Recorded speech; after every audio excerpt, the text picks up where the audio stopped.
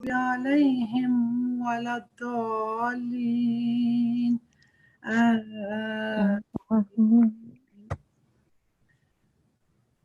So today or tonight's class is offered by Unity Peace and Prayer, and it's a non-profit organization of the beloveds, and we're seeking to establish the remembrance of God and awareness of the divine peace, love, mercy, and beauty, and kindness to all.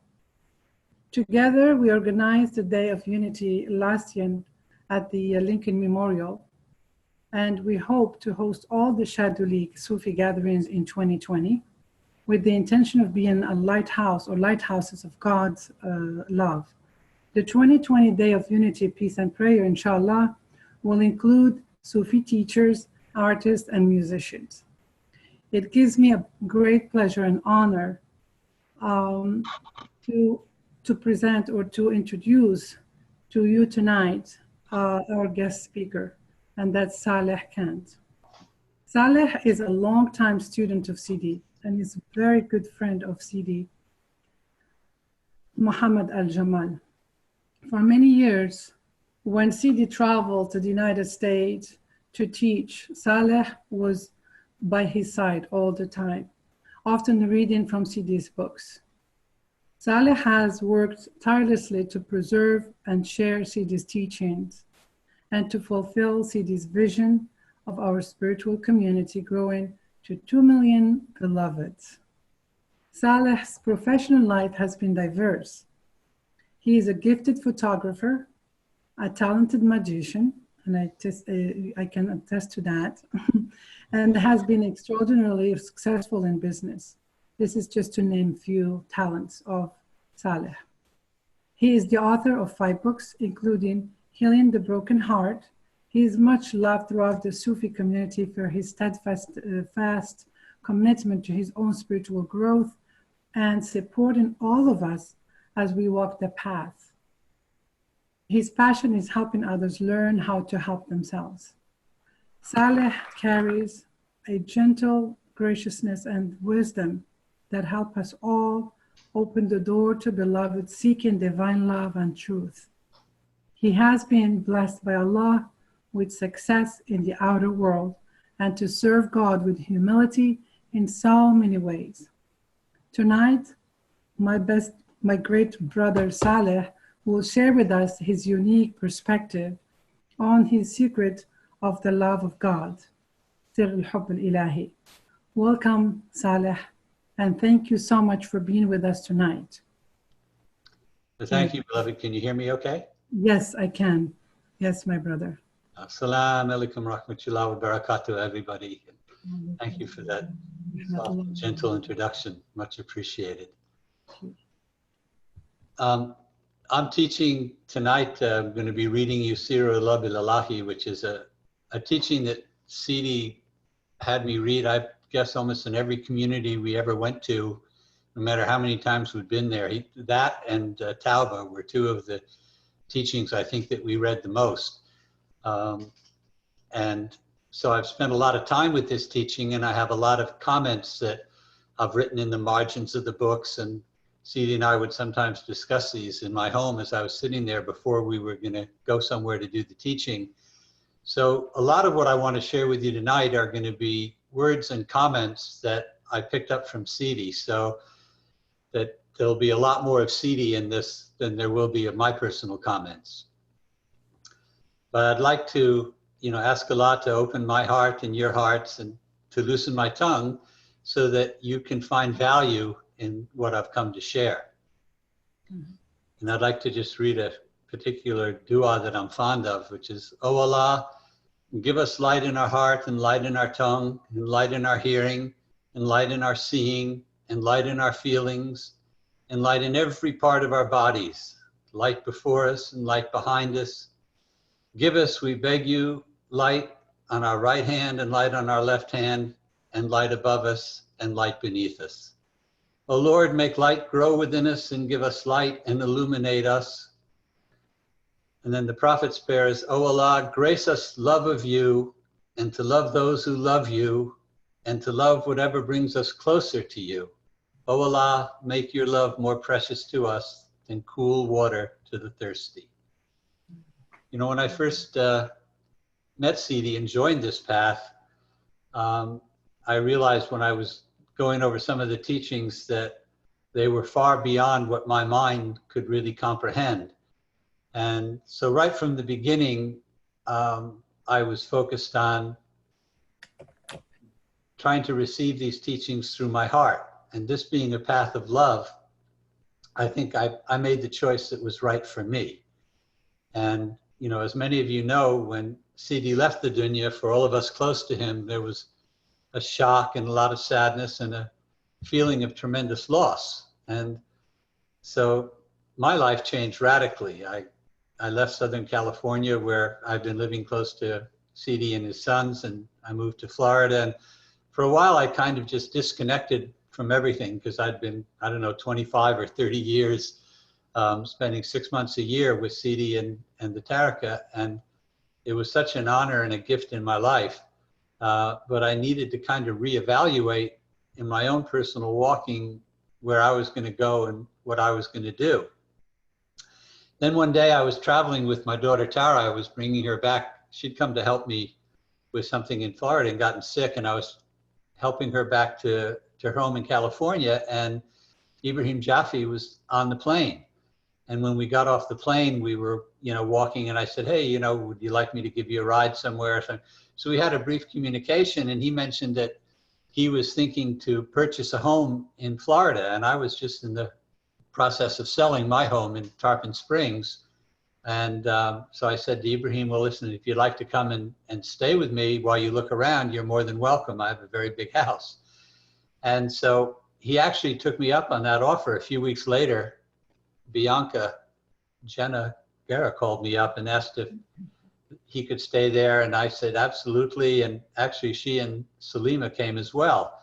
And the three of us spent a lot of time together and talking. And I just felt so much love for them and from them.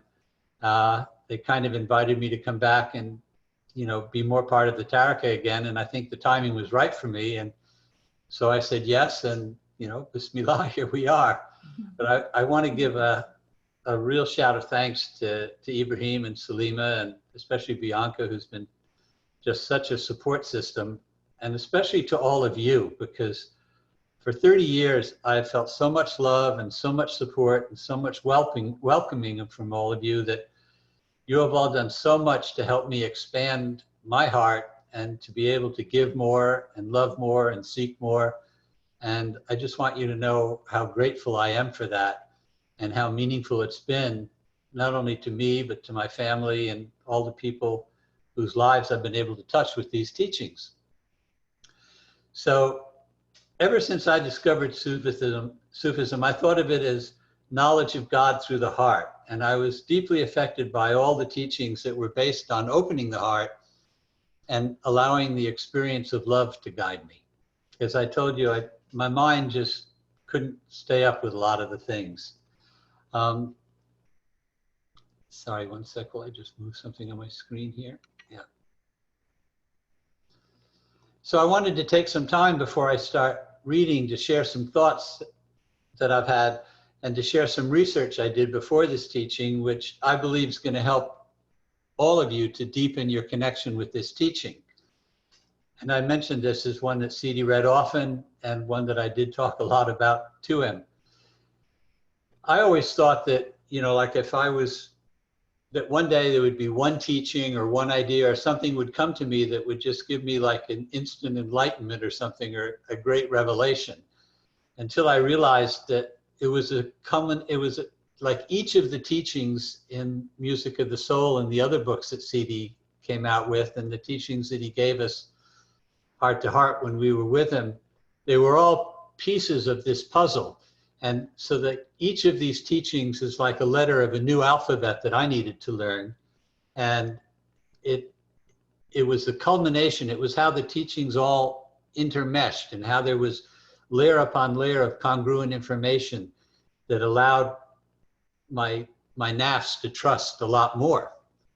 And this teaching happens to be one that was at the core of a lot of things for me, because I really felt in my heart that I needed to not only just trust the love in general, but Sidi was like a Barzak for me. He was a bridge to be able to connect with a higher force. And being in his presence all the time, he had a way of just knowing everything I was thinking, everything I was feeling, just like he did, in fact, I think with all of you. But so here are some of the things that, as I was going through this week, that I came across that I thought would be helpful. And then we'll go into reading the teaching. But the first was from Rumi, who said, "Your task is not to seek for love, but merely to seek and find all the barriers within yourself that you've built against it." And that's what I found out, that, you know, like I had a lot of internal things that probably were, you know, came from early childhood, but that didn't allow me to completely, you know, trust and surrender to the love as deeply as I'd like. It's like kind of, if I was going down the rapids, I tense up, or if an adult falls downstairs, you kind of tense up. Whereas a child who falls down chairs usually doesn't get hurt because they just kind of surrender to the experience. And I found that the more I surrendered myself and my own thoughts and let the thoughts get out of the way and unblock the things that were preventing me from loving, you know, like I just had a lot of areas where I had to learn to trust Sidi more and more. And he was so deep and so profound, and I was like a grain of sand in his desert or a drop of water in his ocean. It was very hard for me to really comprehend all the things about him, because he was so large and his spirit was so immense. But that the more I allowed myself to stop thinking about it and just feel how grateful I was for having him in my life and what a deep blessing it was, the more I allowed myself to do this, the more the truths of everything he shared became more evident to me. So another thing that I want to read to you is from something I found by Meher Baba. And this is really beautiful. It says, "Love has to spring spontaneously from within. It is in no way amenable to any form of inner or outer force. Love and coercion can never go together. But while love cannot be forced upon anyone, it can be awakened through love itself. Love is essentially self-communicative, and those who do not have it catch it from those who have it." And I think I caught a lot of it from Sidi. "Those who receive love from others cannot be its recipient without giving a response that in itself is the nature of love. True love is unconquerable and irresistible. It goes on gathering power and spreading itself until eventually it transforms everyone it touches. Humanity will attain a new mode of being and life through the free and unhampered interplay of pure love from heart to heart." So I think that we all yearn for something that we think is going to magically relieve our sense of isolation and lack of connection. And so we aspire to something we feel is beyond ourselves. And then our higher self comes out when we're facing adversity, and then we need to change our habits to find our way out of difficulty. And I don't know about all of you, but when I came to Sidi, I came to him in a massive amount of pain. I was going through the breakup and separation of a 25-year relationship with the mother of my 4 kids, and it was really extraordinarily painful. And when I went to finally meet Sidi in Jerusalem, and I spent my first evening with him, and then he sent me into a room where I'd be sleeping, and there was a shelf, and on this shelf was all these teachings in piles of papers, because no books had really been published yet. And he said, you can go through these papers and you can copy them by hand and take anything back with you you copy by hand, but the rest all has to stay here. And so when I went into the room that night and I looked at the titles of the teachings and I saw things like "Man Ant, who are you?" I thought, oh, that's a good one. I have to do that one. And then I saw, Sihur al-Lalahi, the secret of the love of God. Oh, I got to have that one. And as I went through all the teachings, I kind of just moved some from the right to the left because I realized they were all so brilliant.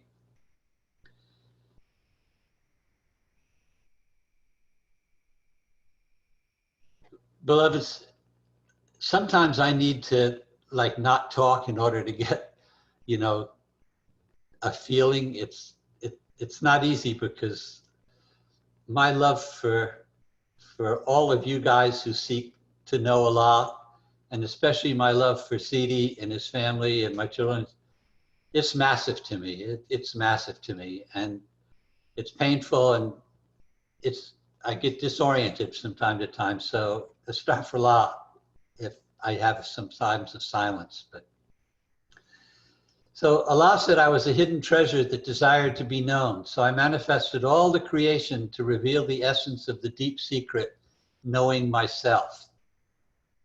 This secret I hid in the heart of my beloved, and he whom I created to reveal the treasure carries within himself this treasure. But he must explode the mountain of his existence to discover the treasure which is hidden within it. And exploring the mountain of our existence is really destroying our nafs. If you don't conquer your nafs, then your nafs will conquer you. And for what me, Sidi is, for me, what Sidi taught is a path of love. And another quote I love is from Jalal Rumi, who said, gamble everything for love. Half-heartedness does not reach into majesty. Because thought enlightenment would come in one massive moment of realization, or there'd be that one special teaching that would open my being.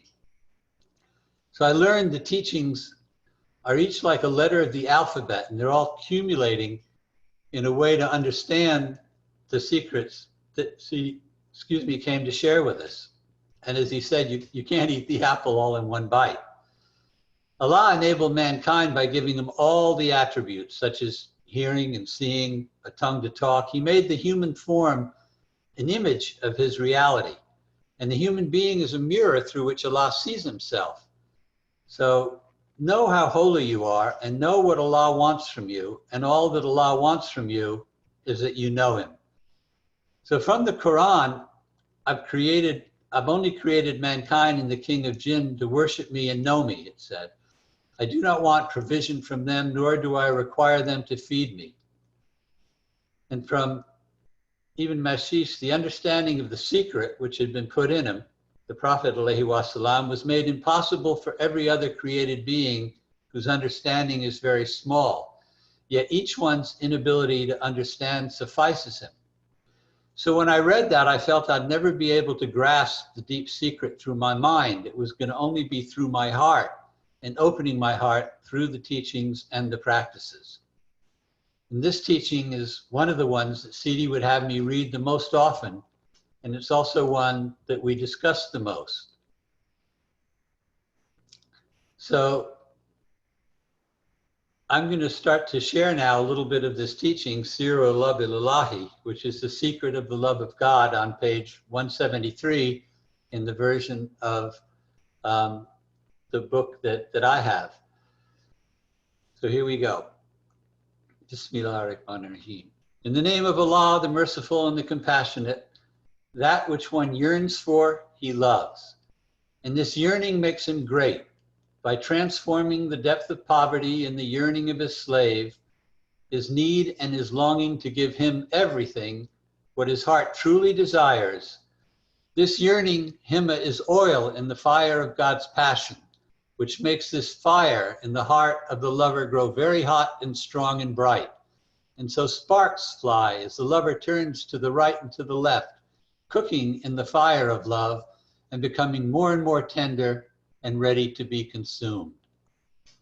The love is constantly flowing, but we put some illusion on it. We put pictures, and we need to carry the peace and the love and the mercy, the justice and the freedom. This is the only way. Himma is really a huge gift. So the quality of love of which we speak is such that both lover and beloved are consumed by a single flame, and whether by union or by seeming separation, by presence or absence, the flame is fanned, and the lover kills himself to live in his beloved and destroys all his qualities. He empties the cup of his existence so that it may be filled entirely with the qualities and the presence of his Lord. This is Fanafi Sheikh. fans through deep connection with the beloved. It's like a taste of a deep station. So why does Allah give the name Mahaba, gift of love, to this quality of love? Because this fire purifies the heart of everything but Al-Mabab, the beloved. And Al-Mabab is one who puts his neck on the doorsill of his beloved, and whose heart is inseparable from his beloved, and breath to breath, moment to moment, and his heart is eaten by the fire of the beloved. Yet this fire is not fire, but light upon light. And then when he speaks with his Lord. And when he walks with his Lord. And when he sleeps with his Lord. As Allah says to his prophet David, I forbid the hearts of my lovers any love except my love. Understand, David, my beloved. But the love of Allah has two sides. The love of the truth for the human being and the love of the human being for the truth. And when truth loves a person, the truth of love within him moves him to love whatever he loves. So not understanding what's inspiring him to love, he attaches the energy of his feeling to what appears to him without as the object of his love. For example, when the love moves a man to love a woman and he stops with her body, the very body he thinks he loves becomes a strong veil to the essence of the love which is moving him. And then he is moving as an animal moves. And he's loving as an animal loves. And in this, he touches only some of the love, the smell of the love and the heat of the fire. But this is not enough for him to taste the fullness of the truth of the love which is moving him. This is love of things from the outside, like loving things. Sidi always said, don't love things that can't love you back. So a body can't really love you back. It's what the body contains on the deep inside that can love you back. But when the fire of his love touches the essence of the love of the soul of the woman he loves, then the sparks and the waves of flame flash out and return to their source in the blaze of divine passion, al-ishq, and his body disappears, and her body also disappears. And all the veils and all the fascination of coming and going between them disappears in the experience of their indivisible unity. And then God returns to love himself alone. But he created these people and the fire between them to realize the essence of his love. And whereas in the beginning the man thought he loved a woman, when he comes to realize the essence of the fire, he sees that he himself is the beloved, and she is also the beloved. And in this, Allah alone is the beloved, and no other exists. So the fire of lust can wake us up, but as the fire grows and transcends the passion, our heart awakens to the essence of the love.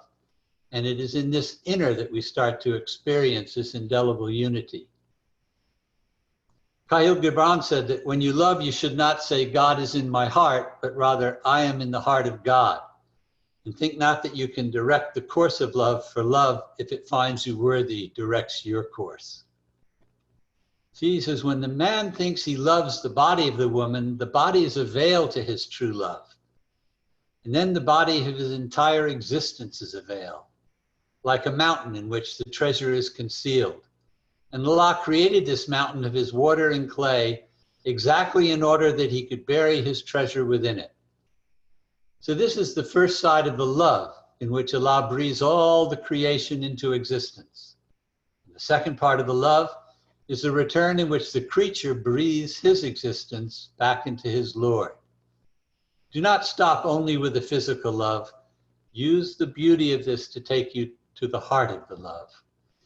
Sidi said that you need to clean your body and yourself again and again and make 1,000 astaghfirullahs.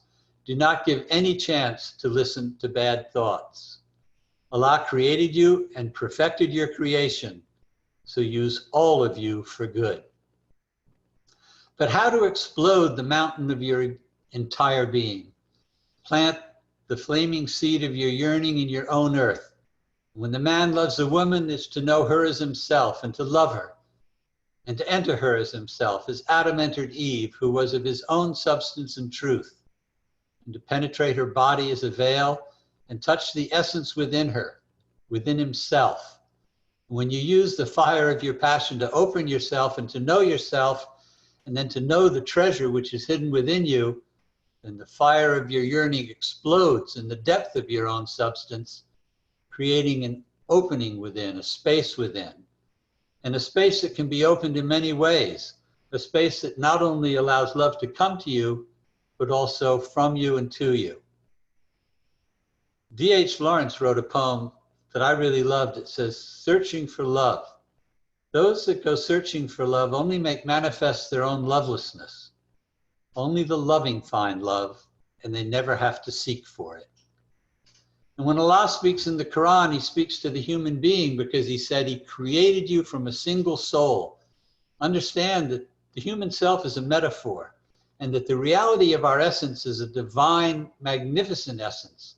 And the love comes from this magnificent essence, and you can taste it through the divine essence in you.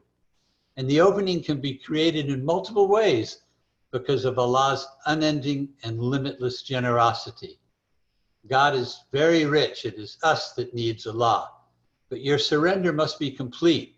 And the depth of your surrender is going to determine the depth of your ability to drink from Allah's bounty. Let me say that again. The depth of your surrender is what's going to allow you to drink from Allah's bounty. For Allah said, if I were to give every living creature everything they asked for, it would not diminish the splendor of my abundance any more than dipping a pin in the ocean would decrease its depth. So when we're asked to make sacrifices to help the poor, there was an amazing amount of gifts being offered to us. I think that the biggest one might be that in opening our hearts to give, we create a doorway into our heart for Allah to give to us. So your generosity, the more your generosity opens your heart, the more opening is available for Allah to pour his generosity back into your heart. Before, when the fire went outside, the earth within was dense and obscure. But now the density breaks open inside after this holy fire of love cleans the inner earth. And then plant your tree. Put the seed back into your earth and water it with the living water, the essence of love, and fertilize it with all the accumulated compost of your mind and yourself, and let it grow up in the light of knowing.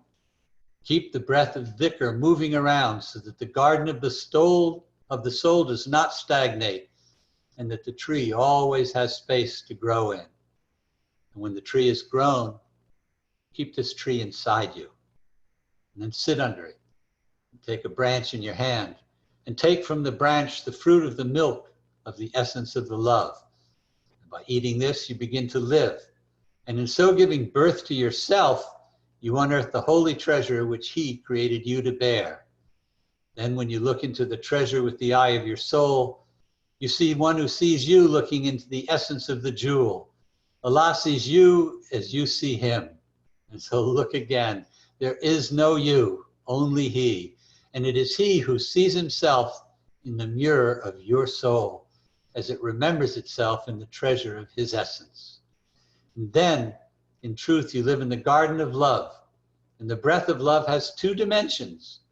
So breathe in fully and out to embrace the full circle of the love without losing any breath, any side or dimension, to experience the creation and the recreation of yourself by the mercy of Allah and by his desire to be known. And with all of this, return. So the importance of the full circle is to take in the love and then send out the love. And hearts are crying because they miss the real love in the right way. But when you look deep into your heart and then you send the water of the love for your heart, then you'll find this tree of love growing in your heart.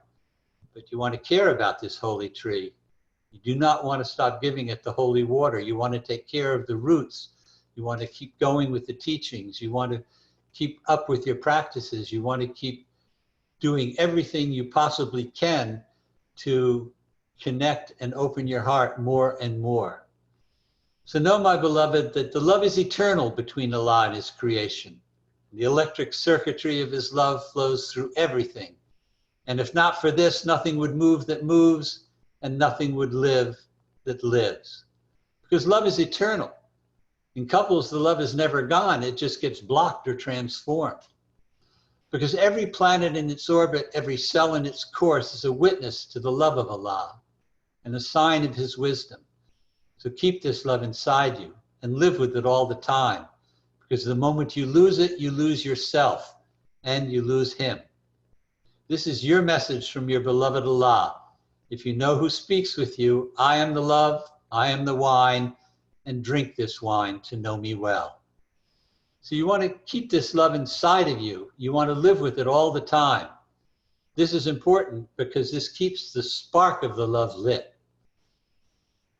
And as you drink, beloveds, I ask you to listen with the deep ear of the presence of Muhammad, may peace and blessings be upon him, within you, in which you are one of his people.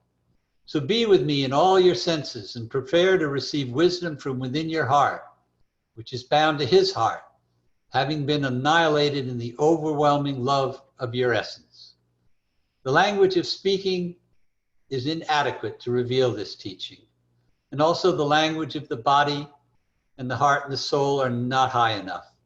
Listen to the tongue of God's caring, because if he didn't care, he wouldn't be calling to you now. Listen to that again. Listen, beloveds, to the tongue of God's caring, because if he didn't care, he wouldn't be calling to you now. For that reason, he speaks to you by means of the tongue of his love for you, saying, "O you who believe." Now, when Allah speaks in the Quran, he speaks to the human being because he said that he created you from a single soul. And you want to understand that in this case, the human self is a metaphor. The reality of our essence is a divine and truly magnificent essence. And it's the love that comes from this divine essence that you can taste through the divine essence that's been placed within you. And your essence is through Allah. And Sidi was the barzakh, the bridge that could open up this for us. By Allah, you become everything. True love without pictures emerges out of truthfulness and out of sincerity and out of being faithful through following the divine laws, and also through surrendering totally. The deep secret knowing doesn't happen through pictures and forms because those are a metaphor. It's through knowing what is beyond the picture. Even if you're being truly present lasts only a second, what it does is it gives you a taste that you'll never forget. And then you'll learn to recognize it. And then each time it gets you an easier chance to get proximity back to that station again. Dearly beloved who believes in everything that has been revealed to your heart, all the meanings of the knowledge of truth which you have come to realize and embrace, be with me in everything that I want from you in the way of knowledge. If you don't listen, you'll have lost the chance to see me. You'll have lost the advantage of my wisdom and the secrets of my love, which you must know and which you cannot live without. And I mean by life that you live for my sake and that I live for yours. And then you shall be mine and I shall be yours. Now, Allah has promised the believing men and women in Surah Tawbah 72, Allah says, I promise the believing men and women gardens beneath which rivers flow, wherein they abide eternally, and pleasant dwellings in gardens of perpetual residence. But the greatest reward is Allah's pleasure. This is the supreme success. So when one is in this state, he's prostrate before the beloved in the Qibla of love, and he's annihilated in his love so as to remain beloved by him. And this is the meaning of the term absolute eternal life. The two are annihilated in each other so that both remain beloved of the other. And it is here that I say, he who loves me knows me, and he who knows me finds me. And he who finds me becomes inflamed in my passion. I have killed him so that I may bring him back to life. And he whom I have killed, I owe him. And to the one that is owed, I become that which is owed. And there is no difference between me and him, because I am he and he is I. So for the one who loves me in this fashion, it's imperative that he truly taste the fire of my passion. For this fire is not a fire of the senses, it's light upon light. It's light issuing like the fire of Moses when he stopped on the mountain of Tajali. Revelation, the supreme eternal power, the power of the constant uninterrupted connection between Moses and God. And it is the same fire which issues from the lights of God to all his lovers and through the perfected ones, Insan al-Kamal, who carry the presence of the reality of the love of essence which is inherent in everything. And from this love is extended all the species of animals and birds and all creatures like a network of electrical wiring. And it is for this reason that I say this fire is the electricity of love. And no one knows it except the one who is immersed in the flow of its currents. And I would like you to be one of those people who forever swim in the ocean of this love, not only swimming, but drinking of its wine, wine which absents one from all things except the one in whose passion he is inflamed. And by wine, I mean his return to the reality whence he came. So know, beloved, that the basis of love is knowledge. The basis of knowledge is existence. And this is the station of ascension by means of love. As one knows and becomes known, he finds and becomes found. And he's come to know, he's come to love. And then he comes to a love higher than that. And he comes to know with a higher knowledge, and he finds that he exists in a higher existence. And as for the station of descension, it's not really descending. Verily, its possessor stands on the summit of divine existence. One who is inflamed in passion and slain by the one in whose passion he is inflamed becomes the one who owes, and he becomes that which is owed.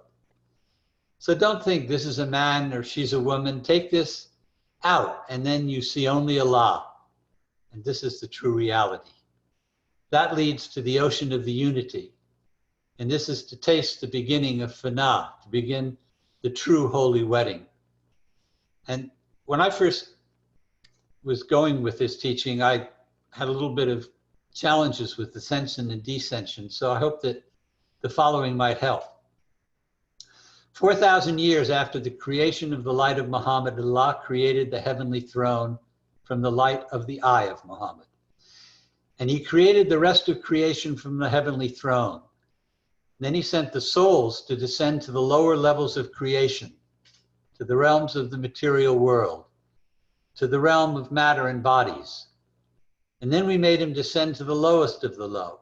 This is Surah 10, 95:5. So he sent the light from where it was created, from the ultimate realm, which is the realm of Alam al-Lahut, the realm of the manifestation of Allah's essence, of unity and of absolute being, to the realm of the divine names, the manifestation of the divine attributes, and the realm of the causal intelligence of the total soul. And there he dressed the souls in robes of light. And these souls are called the Sultan souls. And clothed in light, they descended to the realm of the angels. And there he clothed them with the brilliant robes of angels, and they were called spiritual souls. And then he caused them to descend to the world of matter, of water and fire, earth and ether, and they became human souls. And then from this world, he created the bodies of flesh. And from it we created you, and into it we shall return, and from it raise you a second time. Surah Taha 20:55. So therefore, the station of ascension teaches him about existence, and the station of descension makes him realize that he is existence and none other. And there is nothing contained in existence except Allah. So understand, my beloved, that the station of ascension is a path that has two dimensions, the human being and God. And each of these is distinguishable. And as for the station of descent, it is absolute truth. And when all the senses disappear from a person and he is slain by the one in whose passion he is inflamed, then he's finished with all the worlds. And the image of the human being disappears from him. He reverts to his initial reality. He returns to where he was in pre-eternity, without method or dimension, without color or form, without sex, male or female, and know that his reality is the reality of God. And for this reason, he who loves me by means of the veil of my image knows me by means of my knowledge that it is my image. And he who knows me by means of my knowledge that it is my image finds me in his image by means of my image. And then he who finds me in his image by means of my image becomes inflamed in my passion by means of my reality. And he who becomes inflamed in my passion by means of my reality is slain by my reality. And whoever is slain by my reality is the one who owns him. And whomever my reality owes, there is no difference between him and my reality. This is talua, consumption in the fire of divine reality, which fire touches not. Because when one has become inflamed in my passion in this station, he becomes light upon light, a guiding light that reveals the way to people, outwardly to those who look without, and inwardly to those who look within. And thus God, who is the perfect person, Insan al-Kamil, who has become myself, guides whom he will. That one is himself. And that is to say, when he arrives at the truth, he realizes that he is the truth, and that the truth is only known by the truth. O you who love, and you who yearn in passion, do you not know who he is, the perfected one, who bears the image of absolute love, which has no beginning or end? His reality is your reality. And by means of this, you realize that you are the one whom you seek, and you are renewed in eternal life, after which there is no death. Understand. So I pray to Allah to provide you with love so that you may live in it and by it. I don't think that there is any knowledge that can lead you to Allah more than the love. Because for me, it's through the love that the love, the lover, and the beloved become one.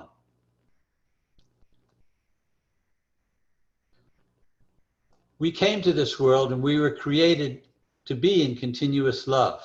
We were created, I believe, to give love to all who are deprived of love. And in many cases, that is ourself. We have to learn how to love ourselves. And this is why we were created. For me, this is the meaning of renewing the covenant. It means to pray for love to remain within your own heart, and then to promise to provide that love to everyone and everywhere, and to all living things and all inanimate things. It means to preserve love and never to betray this love, but to preserve it in all its beauty and in all its glory and all its essence. And so ask Allah for mercy, and then ask again and again, and ask constantly. Because love, I believe, will purify your body and soul so that you can raise your gaze and your hand to the heavens and ask Allah for more and more purification. And as you do, your heart's going to overflow with gratitude. And then you kind of are going to melt in this ocean of beauty and unity as you gain more and more proximity. This is something from he who knows himself knows his Lord. You can never reach excellence, ihsan, if you do not pay the high price. The high price is to give your heart and your soul and your body to Allah, to follow and abide by his rules and his prohibitions. That's what he told all his messengers. Through purifying ourselves and our hearts to experience the deep secret love, we can taste divinity.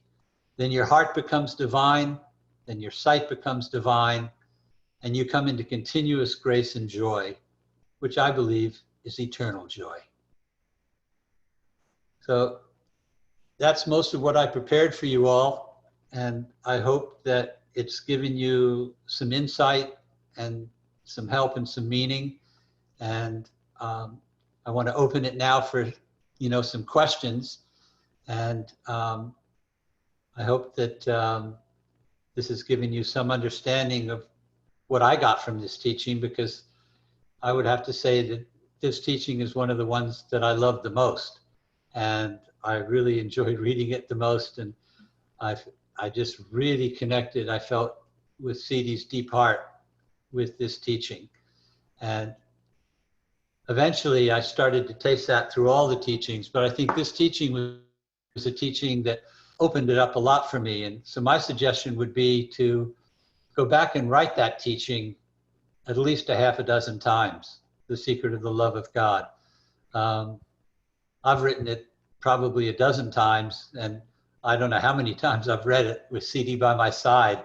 And so I had all that energy and love from his heart, you know, like giving me insights as I read it, but most of it was in the unconscious, I think. And my prayer to Allah is that I hopefully transmitted some of these things that Sidi wanted us to understand through this teaching. But I know that this particular teaching was one that was also dear to Sidi's heart because of all the times he asked me to read it. Mm-hmm. So I don't know, where do we go from here? Do I answer some questions? How much time do we have? About actually 35 minutes we still have.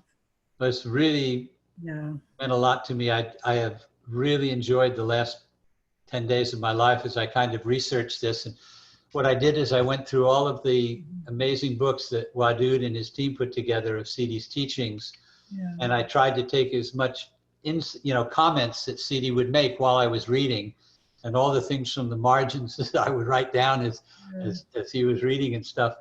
So I hope that you realize that a lot of the interjections and stuff that I made were comments of Sidi and not necessarily from me. I owe everything I am, I believe, to Sidi. It's like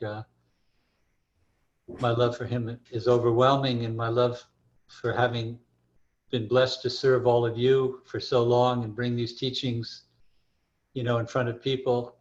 Sidi used to always tell me, before I open the questions, I do want to tell you a story. One day, you know, he used to come to my house in Santa Fe, and Amaji was teaching a large group of people, maybe 3 or 4 miles from my house, maybe a week before Sidi came. And I would go up there, and they had a big tent, and there'd be like 1,000 people, and they'd all wait in line, and they would just get a hug more or less from her. She never really said very much. And then I would come down, and you know, like I'd have maybe 5 or 10 people in the room with Sidi for these absolutely amazing teachings. And so it was one day, I think that there was maybe 15 or 20 people. I was just starting to experience some growth with people coming to the house. And 10 minutes before Sidi was supposed to start teaching, he says to me, "Salih, I need a new cane." And I said, "Okay, Sidi, you know, as soon as we're done with the teaching, we'll go into town and we'll look for a cane." He says, "No, my beloved, I think I need to go now." And I said, "Sidi, well, you know, everybody's waiting." And he says, this is very important, beloved. We need to go now." So we drive into Santa Fe, and I'm telling you, I wasn't feeling very comfortable because it wasn't an easy task getting a lot of people to come and sit with Sidi. And anyway, we started going around, and I went first to this store that I knew that a friend of mine had, because I knew he had a lot of things from Afghanistan, and I thought he'd have a lot of canes. And he wasn't there, and Sidi didn't seem very interested in the canes at all. So we started going to, I went to like 4 or 5 or 6, 7 stores in Santa Fe that I thought might have canes.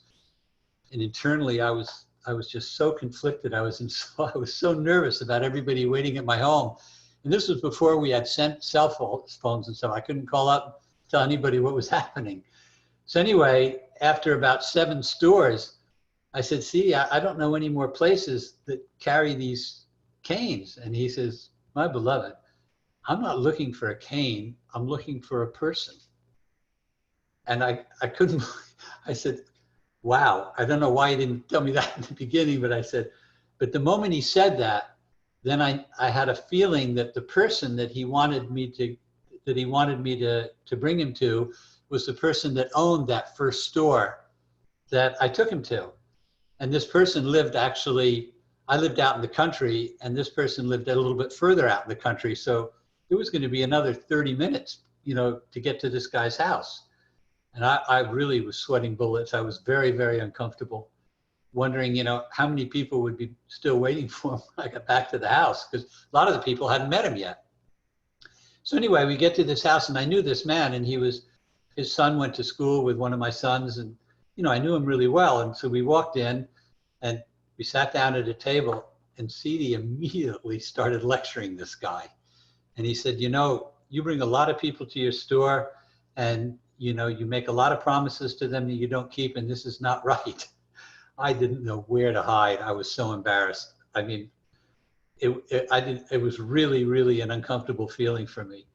And Sidi sat there and gave this guy like a 15-minute teaching that was like a really beautiful teaching, but at the same time, I was thinking about the 30 people at my house that were waiting for Sidi. So anyway, we leave the house, and Sidi doesn't even take a cane from this guy or anything. And we get back to the house, and I think there was like 3 people left. It was really incredible. But Sidi told me that it was more important for him sometimes to correct one person on the path than to give information to thousands of people that weren't going to have their life changed by this path. So the reason I'm telling this story is I want each of you to realize what an incredible gift I believe that you have in your life to have been exposed. For those of you who got to meet Sidi in the flesh, and those of you that only got to meet him through the teachings, it is about as transformational a thing I believe is that you can find in this life. And I personally believe that the more time you spend in gratitude, and the more time you spend in thanks, and the more time you give in doing the things that Sidi asked for us, which was read and write the teachings, and to help the poor, and to give generously.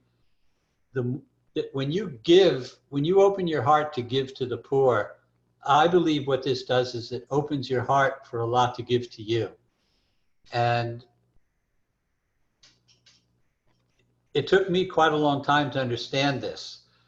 And I realized that Sidi, I don't know if probably a lot of you remember a sheikh called Nuruddin Durki, who'd been a long time student of Sidi's. And he told me a story one time that he said, when he knew that Sidi was the real deal was when he looked in Sidi's suitcase and there was nothing in it. That was true. I would travel for Sidi for 25 years, and we had a suitcase with a hookah in it, but in the suitcase, he didn't bring a change of clothes. He just was not a man of the material world, and he had nothing in his suitcase, but he had everything in his heart for all of us. And I think the more that you give to these teachings, the more that you surrender to these teachings, the more that you do what Sidi asked of us, which is to do the practices. Sidi used to always say that these teachings and Allah is so powerful that we, that you need to seal all the leaks in the container. And it's the practices and the repetition of the practices and the connection to the guide and the constant remembrance. These tools are what make a container that doesn't have leaks, so that the power of this divine knowledge can stay in your heart. And the more love that you give to others, the more love opens your heart, and the more love comes through these teachings. And, as Allah said, I was a hidden treasure desiring to be known. And I hid this treasure in the heart of my beloved. He didn't say he hid it in the mind. So that's why ever since I met Sidi, I have, really, really wanted to keep the love. And I know that sometimes it's really painful to hold the love. And I think that a lot of what the pain that we feel in life is when our love is blocked. Because when we are loving, it is very, very difficult to feel pain. And I remember one night when I went home, I'd gone through a really painful separation with the mother of my 4 children. And I had 2 of my young kids were still living at home, and I lived in this big adobe home, and they used to go upstairs, the upper part of the kitchen, and do their studies. And when I came home that afternoon, they kind of raced across the kitchen and down 2 or 3 steps, and one of them grabbed me across the legs and the other one jumped into my chest. And like for the first time in a long time, all of a sudden I felt joy in my heart. And then I realized that I was so sad on losing the love of their mother that I was not drinking in the love from the other gifts that Allah had given me. And so that night I went and I sat down and I watched my children sleep. And I just allowed the love to open in my heart.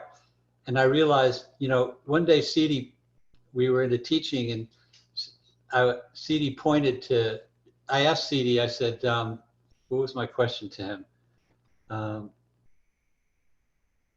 I asked him if my wife had ever, you know, like, was the love real between us? And he pointed at my two children who were like at the end of the room, just, you know, playing with other people. And he said, look at those children. They only came through the love. And it's the love that Allah gave you. And you want to keep awake this love. And so what I realized is that my pain was that I had stopped really giving them as much love as I was capable, because that night, as I sat and watched them, I realized, you know, he said, go to the market with $10 million and buy those two children. You can't do it, you know, it's impossible. And so if, I know in my case, when I met Sidi, I came because I was in a lot of pain. I needed to do something for the pain. And I think that, I know that a lot of you came for the same reason. And a lot of you stay with these teachings because you want to feel less pain. You want more joy. You want more connection with Allah. You want more proximity. And what I learned from The Secret of the Love of Allah is, don't stop with the outside picture. You know, don't let the body become a veil. Let the love flow regardless of what comes back to you. And be in gratitude, in constant gratitude all the time. That's what I noticed. Sidi was, he loved all of you so much. And he gave, you know, when he would teach in the Holy Land, beloveds, there were 250,000 people, you know, in front of him in the flesh at Al-Aqsa. They were out, you know, on the terraces everywhere. And that's not even counting the recordings, the TV, the people. And he gave all that up to come to teach, you know, to a few hundred people. But the reason I told you the story of going out and finding the cane was because the value that Sidi put on one heart that he could bring to Allah. And I don't know how many people are on this recording, but, you know, I know that that's what's of value to Sidi, not the masses, but the individual who has this deep yearning and this deep himma to know Allah. So astaghfirullah if I've talked too much, but I'm happy to open it up for comments or questions. And I hope that you have found some of this to be a benefit and useful. And I just want to say that I am really thrilled to be back and sharing with you all, because it's what I've loved most in my life. And Ibrahim and Salima and Kamala have invited me to come teach at the university. And I'm going up to Boston to teach again with Mahdi, one of Sidi's sons. And we're going to be going to Austin and to a lot of the different communities. We're going to the Farm of Peace after we go to Boston. And I'm really looking forward to seeing you all again and bringing you new teachings. Mahdi has some teachings that have never been read to the community that I think are going to be great.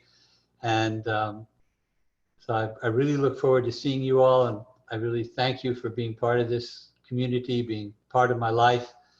I really, really, truly love each and every one of you and everything that you've done to make my life and Sidi's teaching such a deep blessing. So, Bismillah, I will allow some other people to talk now, inshallah. Thank you so much. Thank you. That was so beautiful. Thank you. And it was a blessing, you know, to really be brought back, to really feel in the presence of Sidi. Thank you so much. Thank you. Now we're going to open it up for questions. For the beloveds who are on the phone, please unmute yourselves. And then there's on your raise hand, you know, as a participant, and I'm going to be going through the list of the participants who will raise their hand to allow you to ask a question. So please go ahead.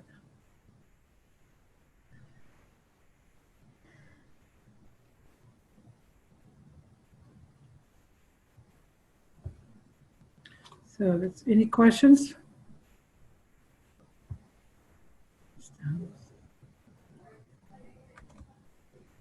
Let me go down the list. So please unmute yourself and ask questions. Raise your hand if you're on Zoom. I'm going down the list. Well,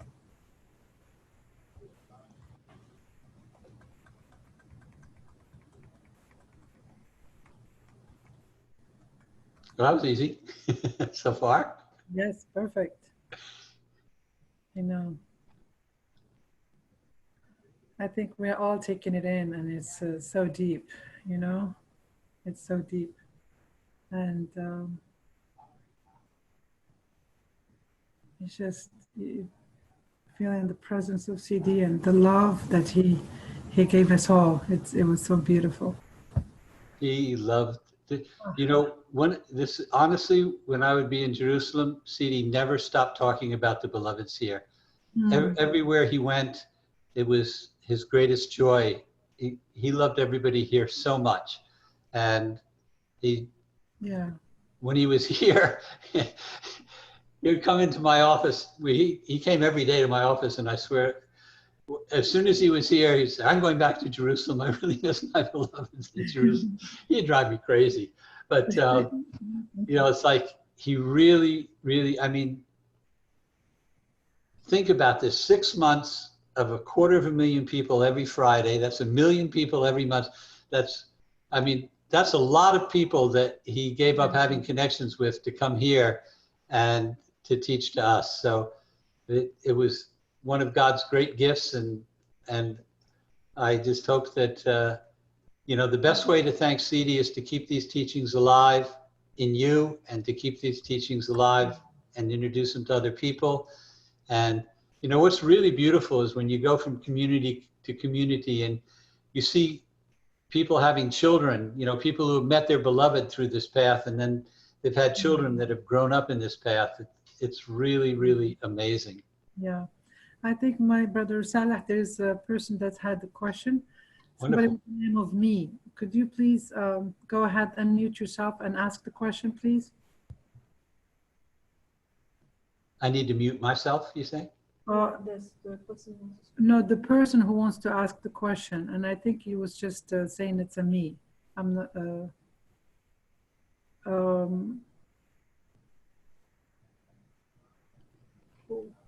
Yeah, I don't see the person raise their hand, and then anyone have a question?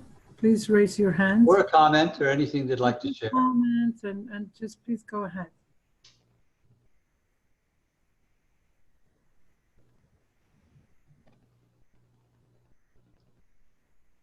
Yeah. I really loved the last couple of weeks thinking about, you know, preparing this teaching, and then going back over the teaching myself, and then going back through all of, you know, Wadud's books, and, you know, getting as many of Sidi's comments as I could. And so it's been a great awakening and a deep walking for me. And you know, like, I love this teaching. There are a lot of teachings that I really love. Yeah. And I'm looking forward to sharing more and more of them with you as I, you know, have the opportunity, and as I travel around to the different communities. I hope to see a lot of you there, and I hope that a lot of you will, you know, do what you can to share these teachings. Yes, because definitely. You know, you really need to dive deep into it to be able to share it, and so you benefit as much as the people you give the teaching to. We have a question here. Go ahead. Haniza.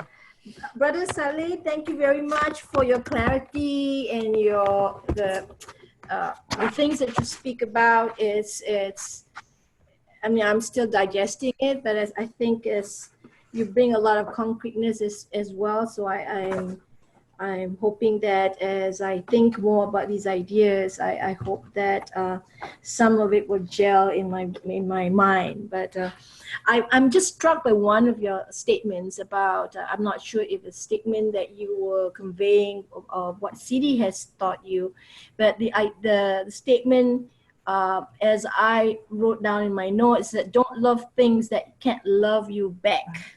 Yes. That's because, you know, he means like, in, you know, material things. They can't love you back. Okay, so it's just material thing, but how about people who can't love you back? How do you Remember that? Do you remember, beloved, the thing by Meyer Baba? And I chose it just because it was summated in a paragraph that Sidi really teaches. But love generates love. The way that you can open a person to love is through the love. You can't coerce them. You can't convince them. You can't argue them into love. You can only draw them to the love through the love. Your love, when it's genuine and comes from a deep place, that will melt them. D.H. Lawrence wrote a really beautiful poem. It was called Search for Love. It's those that go searching for love never find love. They only make manifest their own lovelessness. Only the loving find love, and they never have to seek for it. Wow. So I think that's what Sidi did. You see, his love of Allah and his love of all of us woke up this desire to know Allah, this desire for proximity, this, you know, like I was with him right up till the moment he left the dunya, and he was never, ever not with Allah. It was like the last words out of his mouth, you know, were the Fatiha. And it was he just had so much love for bringing Allah to people. And he, you know, like it was almost irrelevant to him what somebody else was doing. It didn't change him at all, nor did it change his ability to give love to people. One time, in fact, we were in Chicago, and Sidi was giving a talk, and at one point he made a statement that somebody took offense to. And I'm trying to remember what the statement was.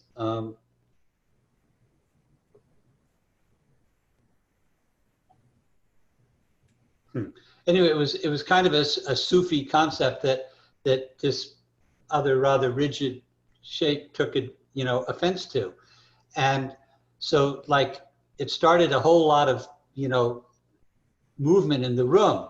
And then this was when Sidi was really much younger, and he was physically incredibly imposing. He had this incredible strength, and he came back out from the public, and he walked up the steps of the stage, and he stomped across the stage. And I thought everybody in the room thought, Sidi's going to club this guy with his stick or something like this for the insult that he gave him.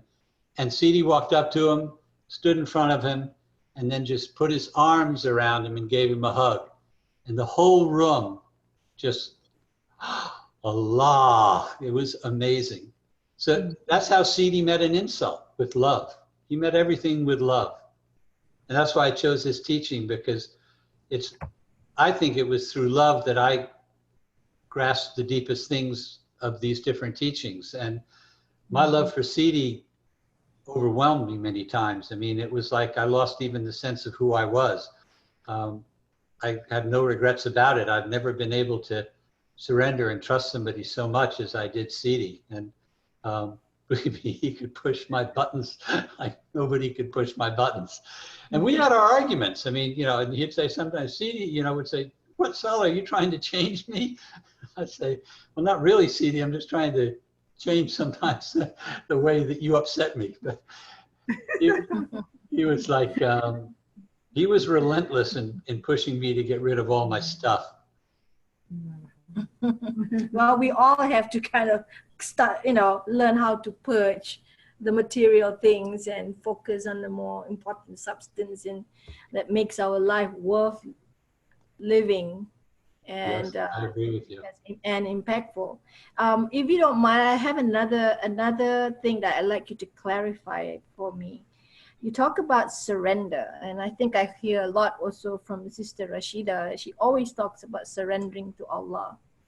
But the little knowledge that I have about surrender is it doesn't help me to understand what that surrender entails. And how would I know that I have deeply surrendered in order to be able to drink Allah's love? So can you speak a little bit to what your experience of surrendering looks like? How would you know when you reach that point and be able to um, experience Allah's love in return? That's a great question. And yes, I'd love to talk about that. You know, Allah said I was a hidden treasure desiring to be known. So I created all of creation in order to reveal the deep secret essence of myself. And this secret I hid in the heart of my beloved, but he must destroy the mountain of his existence to experience the revelation of this secret. So to me, the mountain of existence is our nafs. We have to really annihilate our nafs. We have to surrender ourself and our ego and trust in the divine love. So you have to, I believe, live with love so that you live in it and you live by it. And I don't think there's any knowledge that can lead you to Allah more than the love, because it's through love that the lover, and the beloved become one. So if you can remove yourself out of the equation and trust that Allah is going to fill your heart with everything you need to attain that proximity, but you need to leave your ego, basically. The surrender is to give up. That's why I said, you know, my surrender was to give up my thoughts, because my thoughts were like a barrier preventing me from really going deep. And then to just really, really trust the love. So like when Sidi says, and you know, that the body becomes a veil for the deep secret love, it's to leave the dunya and the material world and to be in the world of the unseen, where you're more with your feelings and your authentic yearning to connect with the divine nature. And Sidi used to always say, you know, listen to the trees as they sing their melody. You know, I think that actually let me just go and check one thing here, because I said something about this in another teaching, and I think I read from an older teaching. I hadn't been.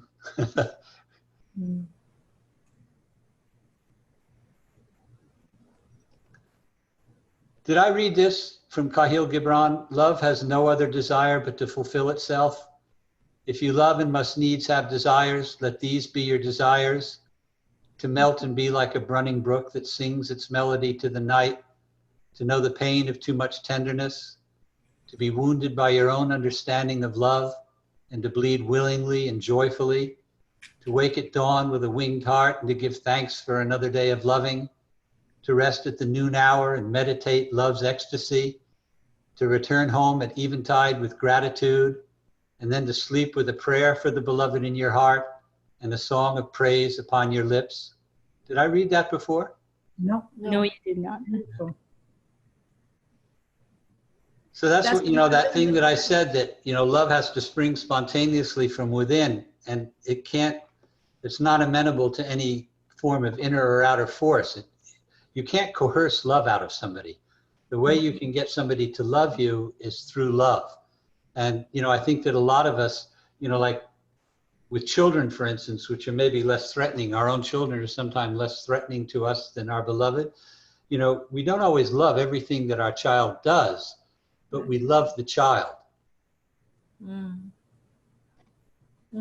So, and it's the same about ourself. We don't maybe love every part of ourself, but one of the greatest gifts that I found is this one Ramadan I was doing, I was trying to memorize the wazifa in Arabic, and I was having a lot of problems with it.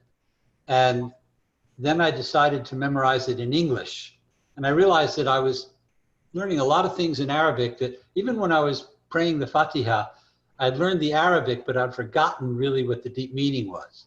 And I was repeating the Fatiha over and over again, but it wasn't coming from my heart. It was coming from the memory in my brain. And then what I did is I started to go much slower. And then every time I would say a phrase in Arabic, I would say it silently to myself in English. And I really reconnected with what the essence of the prayer was, rather than just by rote going through the words. Mm-hmm. And a lot of this woke up the passion to do the practices again. And so then, as I was trying to learn the wazifa in English, what it did, at one point it said, and I don't remember exactly the phrase, but, like each one's, I think I actually have it here. Hold on one sec, let me find it, because I think this was an important thing.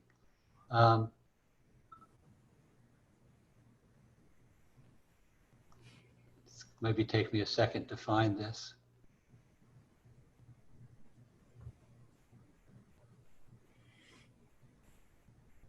Here's a comment by Sidi that I forgot to pass to you. Fruit is produced because it receives the symbol of love, the water of Allah. It is the same when you receive the guidance of Allah. Your spirit will be revived if you listen to the message of love, peace, compassion, mercy, justice, and freedom. And if you wash yourself with this water, you'll come to know gnosis, and you'll be revived. And this is why the Prophet ﷺ said, the one who believes in me today comes into the garden today, not tomorrow. So come into the garden now. So Sidi always talked about and wrote about hearing the animals chanting God's name. And he talked about how the trees and the rest of nature chanted God's glory. And, here's another thing by Khalil Gibran that I love. Love has no other desire but to fulfill itself. So again, it's like, I think that the more you surrender and the more you just allow your heart to love without expecting return, you will find returns that you limited by expecting them, basically. Because we are not able to conceive of Allah's unlimited generosity. It's way beyond our mental comprehension. But I do believe that you can feel His unending generosity. All you need to do is walk outside and look at Allah's creation. Look at the magnificence of Sidi. I mean, what an unbelievable creation, and how He used Sidi to share knowledge with a group of people in this country that were desperately seeking something. It was such an immense gift, and it was Allah's generosity to us. It was, and Sidi came here because I think collectively, and not only individually but collectively, it was our yearning as a community that kept Sidi coming back. It wasn't like necessarily one or two or five people. It was that that the hundreds of people that would come to him, and he loved them like he loved his own children. He really almost didn't differentiate. It was amazing how much he was attached in a non-attached way to give to the communities here. And when I would ask him why, I said, Sidi, what's the value, being here with 100 people rather than in the Holy Land with 250,000 people on the day of Jummah? And he said, this is Allah's wisdom. I don't question it. He just never, like he got the calling to come here. The door opened, and I tried for years after I met Sidi to get him to come here. And every time I'd have him on the phone, I'd say, Sidi, are you willing to come to America? Are you willing to come? And, it was, no, I'm not ready, not ready, not ready. And then one day, instead of saying no, he said, Bismillah. And I realized that there was no amount of my coercion that was going to bring Sidi here. He was just waiting for Allah's permission. So I think, beloved, that in terms of surrender, I would start practicing surrender to things that you trust the most. Is it Allah? Is it Sidi? Is it your love? Is it one of your children? Whatever. But whatever can open your heart to trust without doubt what happens is that you'll get a feeling. You'll get as I started to touch on earlier, sometimes we read a teaching and this gives us a taste of maybe like what the fana fi shake is, you know, annihilation through the shake. I believe that you can also taste this annihilation through a beloved. You know, when you have an incredibly intimate experience, when you connect with their love of Allah and the body disappears, and it's the love of Allah that you have in your heart connecting with the love of Allah in their heart, it takes you to a place where there's an annihilation of the self. I noticed that evening with my children. You know, there was something in the simplicity and the purity, and they weren't asking anything. They were just sleeping, you know. But that experience allowed me to realize that most of my pain in life came because I had stopped loving. I was blocking the love coming out and worried about the love that wasn't coming in. In other words, I was going through a separation and a divorce, and I was wanting the love to come to me in a particular face. And what had happened is that I had started to take for granted. I'd stopped realizing what an incredible, you know, gift that Sidi had given me in the community and in his teachings and in knowing him. And then that Ramadan, you know, I realized that one of the biggest gifts we can have in life is himma for Allah. I mean, think about it. The world's almost divided into two people, those that are thirsty to know Allah and those that aren't. It's not black and white or red people or adults or people that follow one religion or another. The main difference in people is that people seeking Allah or not. That to me is, you know, like the ones who love Allah are a community amongst themselves. And it doesn't matter to me what religion they love Allah. A lover of Allah is a lover of Allah. And when your heart connects with that, it's a much more joyful experience than trying to convince somebody to come into a path that they have, you know, reluctance and everything else. That's why I love that poem by Bobby. Says, you know, love doesn't coerce people. It draws people to it by the power of love, because a love is Allah's heart. A love is Allah's voice. Hold on, let me decline this call. Sorry about that. See, that was one of my sons calling. You can, as I talk about him. But my suggestion would be to find things or people or moments, you know, a teaching that you can surrender to, that your mind doesn't prevent you from a total surrender. You know, maybe it could be an act of charity, for instance. Maybe it could be sharing a teaching with somebody else. Maybe it can be, I mean, I think each person needs to find it for themselves. You know, I'd like to share a story with you all. There was a man that, do we have to finish on the hour? Because the time is up. Sarah, I know you had some comments. Can we go over, because it's, is it like it's gonna stop at 9:30, the recording? We can do another one another time too. I mean. Okay. Sarah, can you hear me? Thank you for your. Oh, she sent me something. It's okay to continue. All right. Okay. I will not be cut off. Okay, perfect. Yeah. Thank you. Thank you. Yeah. So what was it? Let me just get back to what I was going to share. Oh, yeah. So there was an edict that went out from a group of people asking it was from the King of Kings, asking all the ministers to come for a meeting. And so all the ministers showed up. And as they were all waiting for the King of Kings, an old man in kind of bedraggled clothing showed up. And the head minister said, "Excuse me, are you a minister?" And he said, "No, I'm more than that." He said, "What do you mean you're more than a minister? There's nobody more than the minister, only the King of Kings." And he says, "No, I'm more than that."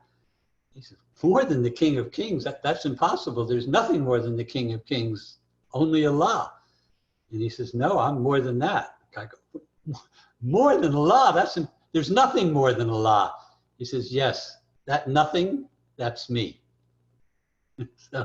So I think that, to me, that moral is that we need to get rid of our nafs. We need to get rid of our desires in the outer world and focus and get a taste for things in the inner world, and then bring them to the outer world.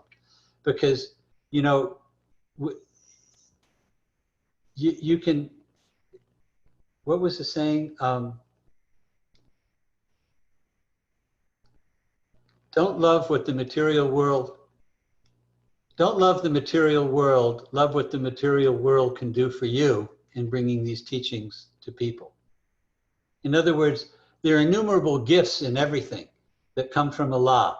And I think that the more you seek those, the more they deepen your surrender and understanding that, as Sidi would say, without Allah, you can't move your finger. You know, can a human being even create an ant? Ma'ala kullu shay mumkin. With Allah, everything is possible.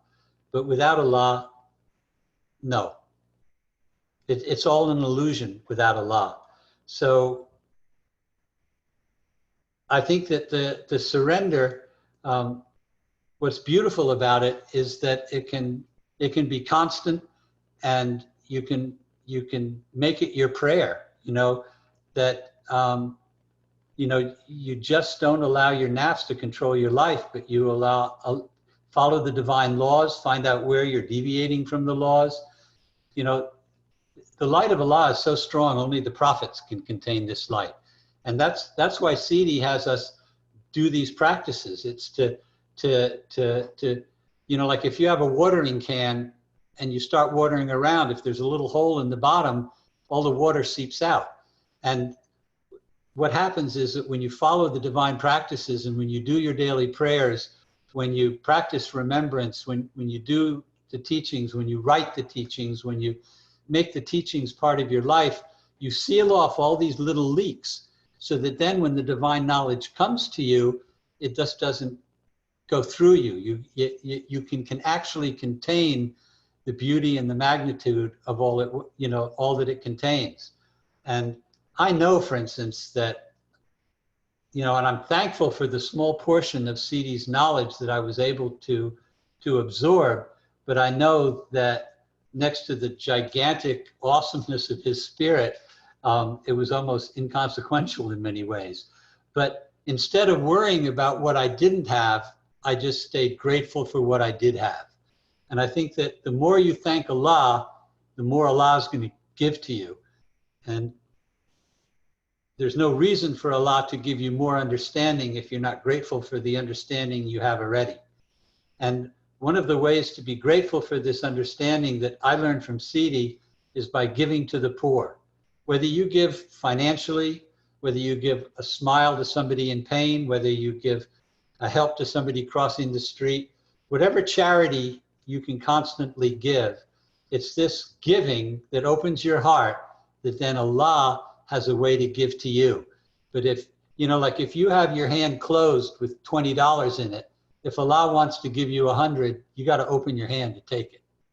So that's why I believe opening your heart and loving and just letting love pass, loving everything you can possibly love. And you, without an expectation of loving, you know, with no conditions, loving unconditionally is to me the secret of existence and the secret of knowing Allah, with no expectation of anything in return.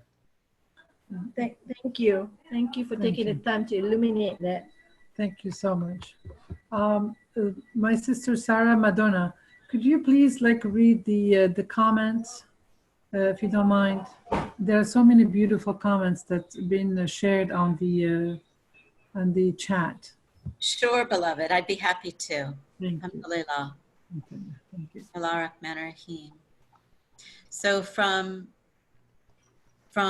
year 3 support, she said, thanks for the incredible lecture. It's like been connecting with Sidi again. From Jeremy, he said, thank you. It was very healing to hear this message. And Samantha shared, thank you, Salih, for the beautiful teaching from Sidi and for sharing your experiences. Alhamdulillah. Alhamdulillah.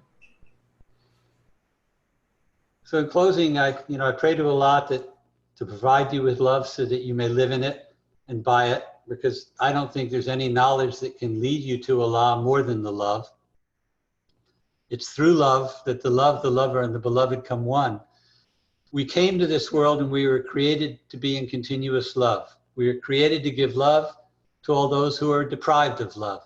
And this is why we're here. And this is the meaning of renewing the covenant. It means to pray for love to remain within our own heart and to promise to provide that love to everyone and to everywhere. And it means to preserve love and not betray this love. So ask Allah, beloveds, for mercy, and ask again and again, and constantly continue to ask, and this will help to purify your heart. For this sacred love will purify your body and your soul, and you can raise your gaze and your hand to the heavens, and then you can ask Allah for more and more purification. And I believe that as you do this, that your heart will just overflow with gratitude, and you're going to melt in an ocean of magnificent beauty and unity, and you're going to gain more and more proximity. You know, there was one more thing, and for he himself knows his Lord. You can never reach excellence, ihsan, if you do not pay the high price. And the high price is to give your heart and your soul and your body to Allah, and to follow and abide by his rules and his prohibitions. That is what he told his messengers. Through purifying ourselves and our hearts to experience the deep secret love, we can taste divinity.